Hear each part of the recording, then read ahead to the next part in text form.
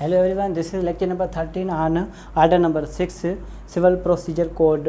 Rule number 1 से 2 तक discuss कर लिया था। रूल नंबर 3 डिस्कस करते हैं जो कि बहुत ही इंपॉर्टेंट है, फॉर्म्स ऑफ प्लीडिंग, जो कि हमारे पास फॉर्म्स की बात करता है। जो भी प्लीडिंग्स हम बनाते हैं, फॉर एग्जांपल प्लेंट बना लिया, या फिर हम WS बनाते हैं, या फिर किसी भी किस्म की कोई भी हम एप्लीकेशन ड्राफ्ट करते हैं, या फिर हमारे पास से नोटिस समन्स जो भी हो गए, वो उनकी फॉर्मेट्स हमारे पास कैसा होगा, उसके फॉर्म कैसे होंगे, ठीक है, जो भी सूट वगैरह बनाते हैं। तो फिर आइए हम स्टडी कर लेते हैं। The forms in appendix A when applicable and where they are not applicable forms of the like character as nearly as may be shall be used for all pleadings. जो भी सिविल प्रोसीजर कोड के जो book है हमारे पास, उसकी last में हमारे पास appendix दिए गए हैं। आ रही बात समझ में? अपेंडिक्स कहें या फिर अनेक्जर, ये दिए गए हैं अपेंडिक्स ए। आप ए देखेंगे तो उसके अंदर दिया गया है फॉर्मेट्स कि आपकी एक प्लेंट कैसी होनी चाहिए और आपका WS कैसा होना चाहिए। आपकी कोई भी समन्स वगैरह, कोई भी किसी भी किस्म की कोई एप्लीकेशन आप जो ड्राफ्टिंग करते हैं, ये बहुत इम्पॉर्टेंट है। ये जो हमारे पास रोल नंबर 3 है ऑर्डर 6 का, इसकी इम्पॉर्टेंस बहुत ज़्यादा, इसका स्कोप बहुत ही वाइड है। ये हमारे पास बात करता है जो हमारे पास प्लीडिंग होती है, ठीक है, लीगल जो हमारे पास लीगल ड्राफ्टिंग जो होती है उनके बारे में डील करता है कि ड्राफ्टिंग कैसी होगी आपकी। जो आरी बात समझ, यहाँ तक बात क्लियर है।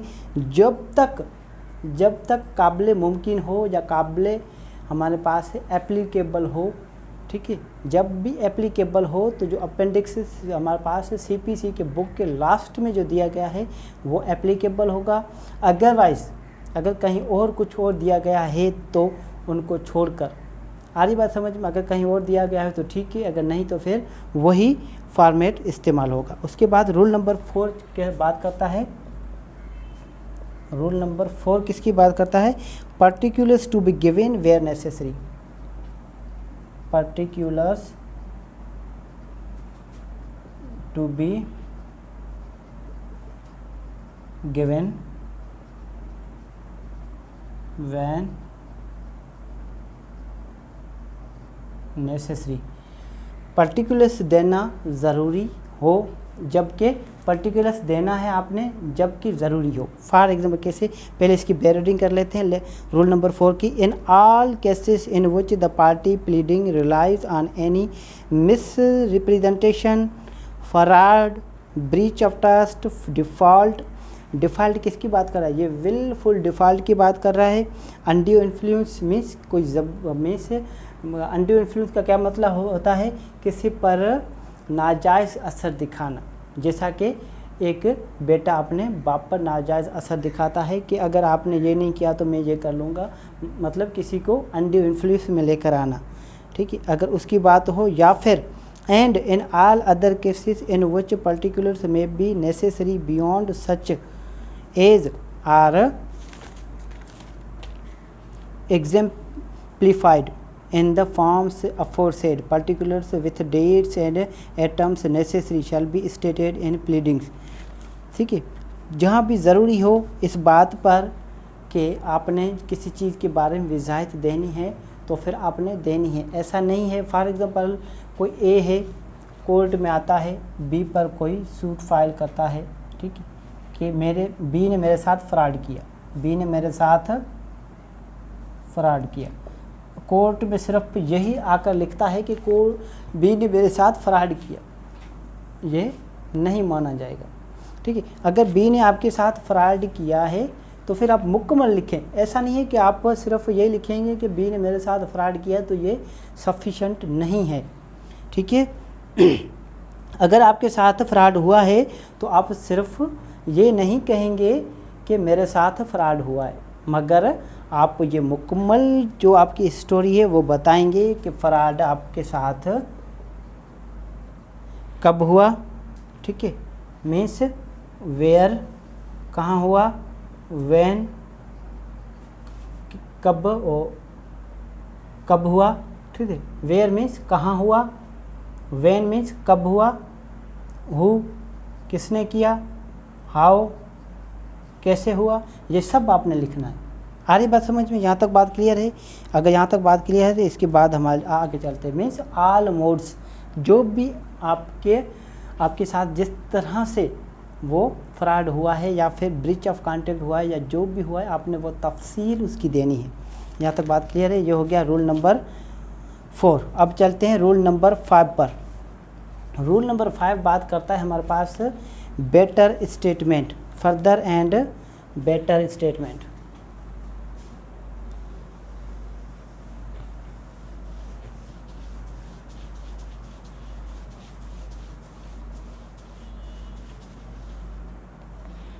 रूल नंबर 5 पर आ जाएं।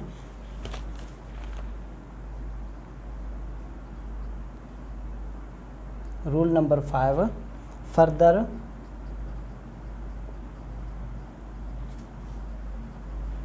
And better statement. इसका मकसद क्या है? बेटर स्टेटमेंट आर पर्टिकुलर्स,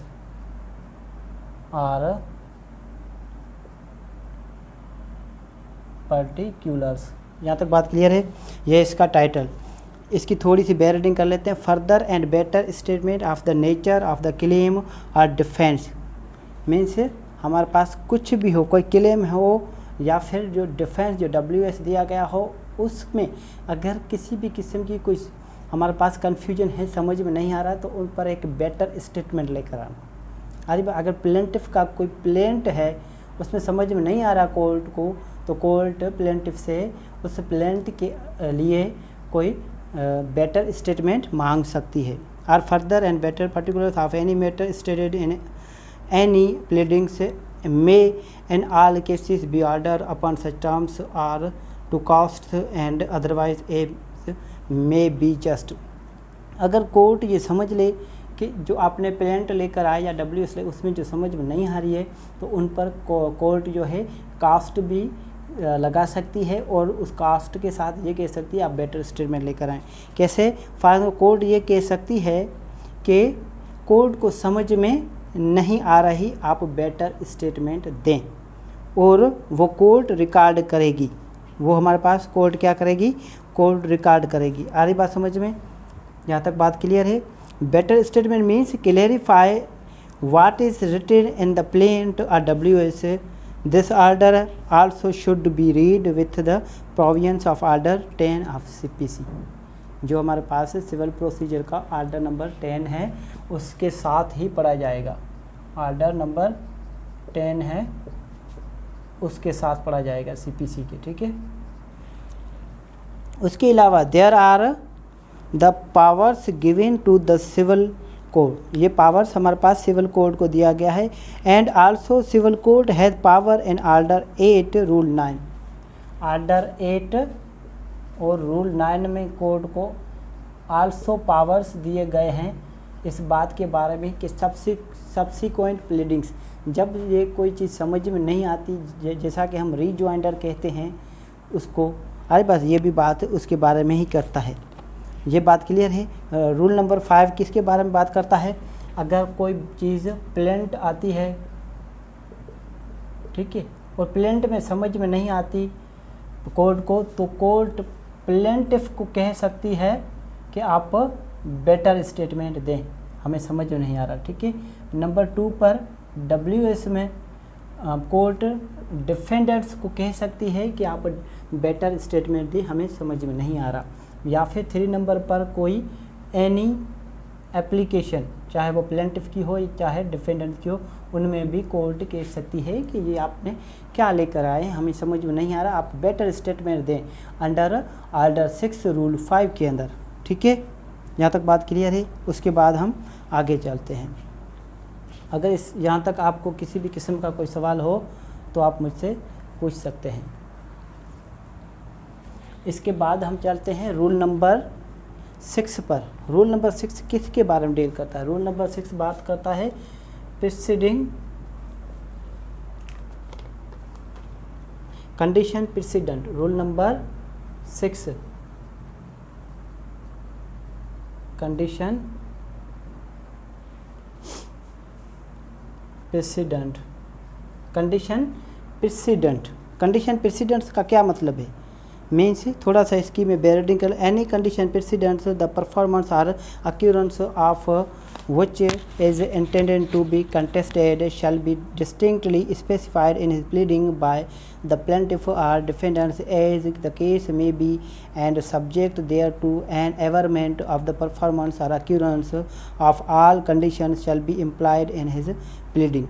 अब रूल नंबर 6 किसके बारे में डील करता है? कोई प्रीसीडिंग हमारा कंडीशन रखी गई हो, अगर प्रीसीडिंग कंडीशंस हैं तो आपने स्पेसिफिकली अपने प्लीडिंग में उनको बयान करना है। फॉर एग्जांपल कैसे कोई ए है, बी से कोई कांटेक्ट करता है कि आपने, फॉर एग्जांपल कोई ए है जिसकी कंपनी है कराची के अंदर, ठीक है, बी के साथ कोई कांटेक्ट करता है, किस चीज़ के लिए कांटेक्ट करता है? बी से कांटेक्ट करता है डिस्ट्रीब्यूशन का। अब बी क्या कहता है? बी एक कंडीशन रखता है ए के सामने कि अगर आप मुझे इसका लाइसेंस देंगे, जो आपकी फूड की फैक्ट्री है, बिस्किट की फैक्ट्री या कुछ भी हो, तो फिर जाके मैं डिस्ट्रीब्यूशन करूँगा। अगर डिस्ट्रीब्यूशन के दौरान अगर आपके लाइसेंस या आपकी जो आपके पास जो कंपनी है उसके मुतालिक, उसके सर्टिफिकेट या फिर उसकी रजिस्ट्रेशन से मुतालिक अगर किसी भी किस्म की कोई भी दिक्कत हुई, ठीक है, कोई भी मसला हुआ, कोई भी प्रॉब्लम हुई, तो फिर वो आपकी ज़िम्मे है। आ रही बात समझ में? कोई भी किस्म का प्रॉब्लम हुई, फॉर एग्जांपल कोई झूठा हुआ आपका लाइसेंस या कुछ भी हुआ, तो फिर उसके ज़िम्मेदार आप हैं। अगर ऐसा कॉन्टेक्ट है और ऐसे कॉन्टेक्ट में अगर कंडीशन प्रीसीडेंट था तो आपने वो ज़रूर अपने प्लीडिंग में लिखना है। अगर आप नहीं लिख रहे तो इसका मतलब क्या है कि आपने वो एवरमेंट जो है वो उसे वेव आउट कर लिया। आ रही बात समझ में? उसके बाद चलते हैं रूल नंबर 7 पर। रूल नंबर 7 हमारे पास बहुत इम्पोर्टेंस रखता है। रूल नंबर 7 हमारे पास बात करता है डिपार्चर। डिपार्चर क्या होता है? Departure means a variation that deviates from the standard. Departure means किसी चीज़ की ओरिजिनल पोजीशन चेंज कर लेना। अरे थोड़ी सी इसकी study, no pleading shall except by way of the amendment. No pleading shall raise any new ground of aim or contain any allegation of fact inconsistent with the previous pleadings of the party pleading the same। जो आपने हमारे पास previous जो आपकी pleadings है, ठीक है, उसके अंदर आप जो है किसी भी किस्म की कोई डिपार्चर नहीं कर सकते। मीन्स आप वेरिएशन नहीं कर सकते। वेरिएशन समझते हैं बात? नहीं समझे तो ये समझ लें, कोई किस्म की आप चेंजिंग नहीं कर सकते, ठीक है, विदाउट, ठीक है, आज भी समझें, accept by way of amendment. अगर आपको किसी भी किस्म की कोई अमेंडमेंट करनी है तो फिर आप बाय वे ऑफ अमेंडमेंट लेकर आएँ, जो कि अमेंडमेंट कहाँ है? ऑर्डर 6 रूल नंबर 17 में, अमेंडमेंट ऑफ प्लीडिंग।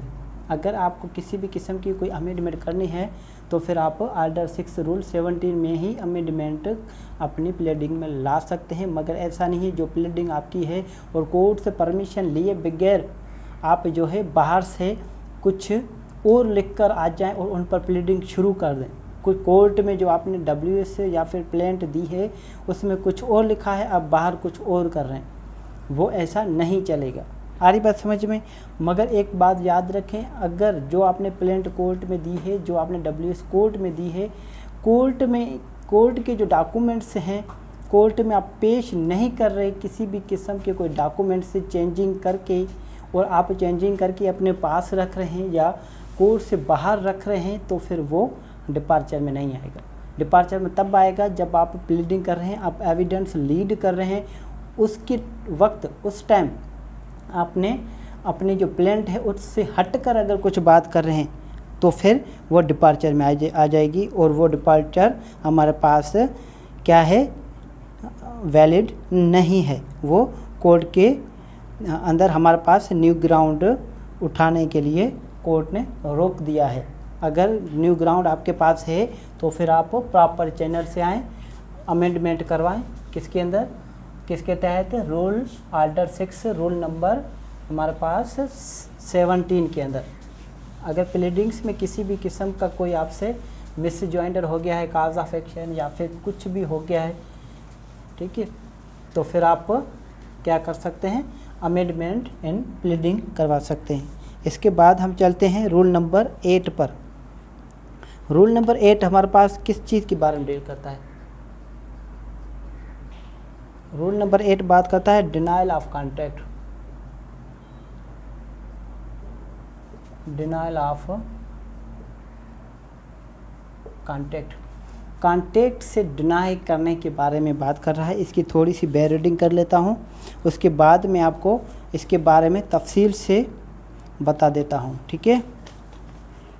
ये हमारे पास बात करता है where a contract allege in any pleading a bare denial of the same by the opposite party shall be constituted only as a denial in fact of the express contract alleged or of the matters of fact from which the same may be implied and not as a denial of the legality or sufficiency in law of such contract। अगर इस जो हमारे पास rule 8 है ये भी काफ़ी importance रखता है। फॉर एग्जाम्पल कोई ए है, किसी बी पर कोई सूट फाइल करता है, फॉर एग्जांपल सूट फाइल करता है स्पेसिफिक परफॉर्मेंस का, कि सर मैंने बी से एग्रीमेंट किया था और मैंने ये पैसे अपने एडवांस दिए थे और एग्रीमेंट किया था कि आप बकाया पैसे बाद में लेंगे और मुझे अपनी जो प्रॉपर्टी है वो रजिस्टर कर देंगे, मगर अब नहीं कर रहे हैं। तो बी उनसे क्या कर रहा है, डिनाई कर रहा है। बी क्या कर रहा है, डिनाई कर रहा है। बी सिर्फ ये डिनाई कर रहा है, मगर जो एग्रीमेंट था इनके दरमियान में क्या था, एग्रीमेंट था, उसकी लीगलिटी और उसकी वैलिडिटी को चैलेंज नहीं कर सकता। सच्चा है या एग्रीमेंट झूठा है, इसको हम क्या नहीं कर सकते, इसको डिनाई नहीं कर सकता है कि इसकी कितनी हमारे पास कानूनी हैसियत है इस एग्रीमेंट की। आरी बात में फॉर एग्जांपल कोई एग्रीमेंट होता है, उसके जो स्टैम्प ड्यूटी है वो भी सही है, मुकम्मल पूरी है। आरी बात समझे, वो अटेस्ट भी हुआ है हमारे पास नोटरी पब्लिक से या ओथ कमिश्नर से, और हमारे पास जो विटनेस है वो भी मुकम्मल गवाही दे रहे हैं कि ये जो एग्रीमेंट है ये बाकायदा एग्रीमेंट हुआ है। तो फिर ये उसकी लीगलिटी कौन डिसाइड कर रहा है, उसकी लीगलिटी डिसाइड कर रहा है हमारे पास कोर्ट। ये इसकी लीगलिटी को डिनाई नहीं कर सकता, ये सिर्फ कॉन्ट्रैक्ट को डिनाई कर सकता है। यहाँ तक बात क्लियर है, उसकी लीगलिटी को डिनाई नहीं कर सकता। ये बात क्लियर है या नहीं? ये बात क्लियर है तो फिर इसके बाद हम आगे चलते हैं, ठीक है।